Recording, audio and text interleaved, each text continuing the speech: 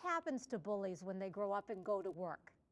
Well, Diane, not surprisingly, the bully on the playground becomes the bully at work. The jerk on the playground becomes the jerk at work. I have read that nearly 40% of American workers complain that they have been bullied at work. Why is the number so high, do you suspect? I'm slightly surprised that it's not higher. I think the workplace environment is where people spend an awful lot of their time. There are a lot of intense personalities there. There are a lot of people who are frustrated at work, and so what they do is there is sort of an established pecking order at many businesses and many companies, and people take out their frustrations on those that they perceive are weak or those that they perceive they can do it with. And unfortunately, too many companies don't have strong policies against it, and then they don't enforce their policies. Those that do have policies that they should be much more vigilant about trying to protect people at work from this type of pretty commonplace bullying. Some companies have what we call jerks at work policies, where they do have both policies and then training prevention programs to try and ensure that it doesn't exist, or if it exists at all, it's quickly eradicated and the employees are educated on what proper behavior would be in the workplace. But it's still way too few companies actually have strong policies or prevention programs about it. And so it still is a big problem. It's a huge problem. It's a huge problem. Are there laws on our books that preclude workplace bullying today? Yeah, many jurisdictions have laws that would be considered to cover such situations. Certainly anything dealing with the hostile work environment that might pertain to sexual abuse or sexual type of bullying, that would be protected almost anywhere. But when it's different when you remove the sexual component to it and it's just plain cruelty and bullying, that it's not so clearly covered under many states' laws. As a lawyer, have you been involved in any cases surrounding workplace bullying? I have had two significant cases that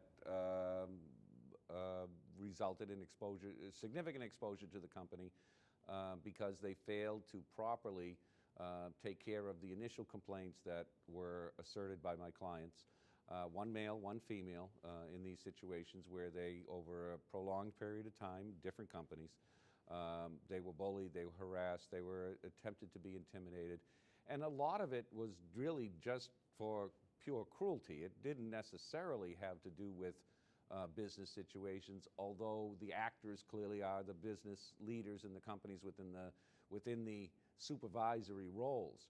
So it's even harder to then figure out, well, who do I talk to, who do I go to, and if I do complain, is it only going to get worse, which is always one concern that an employee has, and then B, who, if I can't tell my boss or my supervisor, because they're the people doing this, who can I? And unfortunately, what we found, and what we tend to find in these situations in the workplace, is that the work environment oftentimes closes ranks, and they treat the person even more so as an outcast, making the injury even more significant. And by the time then it ends up on a lawyer's desk like myself, the problem is so significant that the company is likely going to pay a fortune to have to resolve the situation now, because the damage is so extensive and so severe. It's unfortunate because if they had a good training program, if they had a good human resource program where employees knew who they could talk to and what their rights were under the circumstances, that would likely be far less expensive than the ultimate judgments they're going to have to pay as a result of a litigated court suit where the employee has been seriously damaged as a result of bullying within the work environment. Do the bullies actually enjoy inflicting pain and suffering on their victims? I think so. In the cases that I have had, I would clearly say that it was sport. The clients were slightly more kind and gentle, obviously, I would say. If you wanted to say they were slightly weaker, I think that would be okay, but their personalities were such that they didn't want to make trouble and wouldn't as a general matter. So to some extent, I imagine they were seen as easier prey.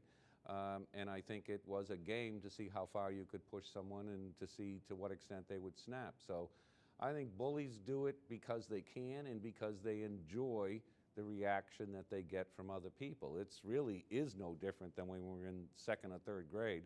And what is no different as well, I think, is when the bully is finally pushed back and brought under control, either by the supervisors or by the law, or by a lawsuit, if that's what it takes, things resort back to where they should be, is that the bully no longer looks like they are capable of doing much harm, but unfortunately the harm that they have inflicted is pretty long-standing. This excerpt is brought to you by the Massachusetts School of Law, the leader of reform in legal education and a leader in multimedia education for the public. To view the full interview and for a full listing of MSL's programs, log on to mslaw.edu.